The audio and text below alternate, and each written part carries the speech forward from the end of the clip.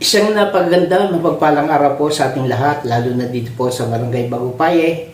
Isang makasaysayang araw po ito sapagkat katatapos lang ng ating second year anniversary sa Katanawan. Breakthrough that brings victory. Tayo napapasalamat sa Panginoon sa katagumpayan na natamo ng bawat sa atin sa nakaraang pagdiriwang.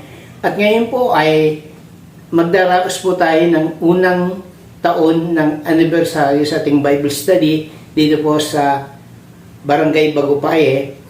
Isa pong pangyari na hindi natin malilimutan ng gawain ito yung nagsimula sa celebration ng birthday ng nanay ng ating kapatid na Sister Pelly, ang kanyang mother na celebrate. Tanda ko pa nung araw na yun ay nandito po tayo at tayo nagbahagi ng salita ng Diyos at kasabay ang hamon na sa mga dumalo. Kung tandaan nyo at alam ko nandito po ang iba na nagpapatuloy sa pagdalo sa gawain sapagkat sila po ang unang inimbitahan sa nasabing pagsimula ng gawain dito sa Barangay Bagupaye at ito po ay nagpatuloy.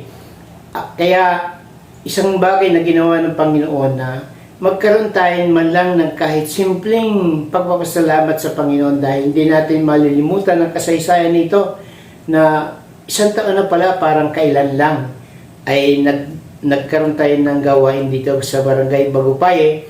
At ang Bagupaye po ay napakaganda ng kapahayagan ng Panginoon. Bagupaye means, tandaan po natin ha, bago, that is new. No? Bago, then paye, ibig sabihin pay. Ibig sabihin, mga bagong mga tinubos ng Panginoon na kayo po ay nagpapatuloy sa Panginoon. And then mulanay. At ganun din po, mulanay, kasi umulanay. Ang ibig sabihin nito, may ulan ng pagpapala sa bayang ito ng mulanay. At dumadalangin tayo, dinadalangin natin na someday, na ito po ay alam ko na mangyayari, na ang bayang ito mula sa Bible study ay magiging isang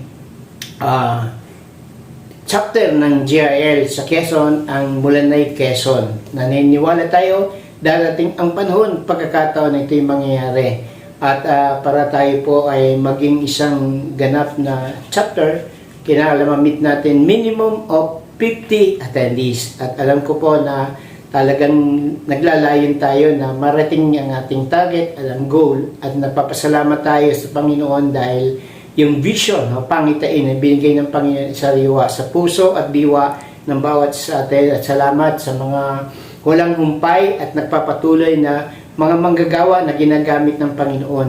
Bagamat hindi pa ako makapasyal this time dahil sa aking kalalagayan, ay naniniwala naman po ako na ito'y isang bagay na may ginawa ang Panginoon. Everything happened for a reason. Piniprepare lang po tayo ng Panginoon at tayo naghihintay ng aking complete recovery para magawa natin ang assignment na binigay ng Panginoon. Naniniwala tayo na tayo sasamahan ng ating pong Panginoon. Salamat sa mga manggagawa na matiyaga na nagpapatuloy sa gawain ng Panginoon.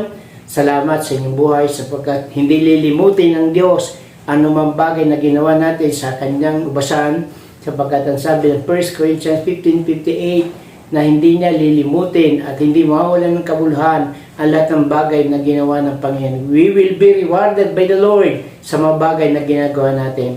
Kaya salamat sa mga matapat na manggagawa na nagpapatuloy at dalangin natin na lalong pa tayong magpatuloy at lalong dagdagan ang mga manggagawa dito po. At kinukonsider natin ng Mulanay, Quezon ay at na ng Katanawan, Quezon. Kaya sa oras po ito, sa unang taong anibersaryo natin na pasalamat, mayroon tayong team taken from Philippians chapter 1 verse 6, "For he who began the good work in you, he will make it to complete until the day of the Lord Jesus Christ."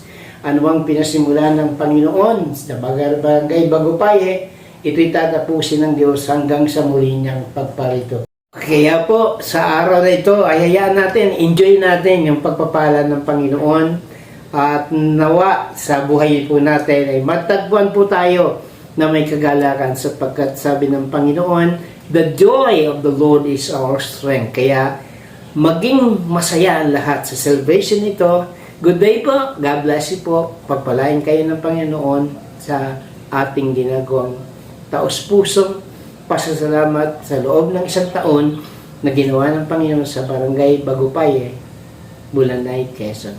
God bless po.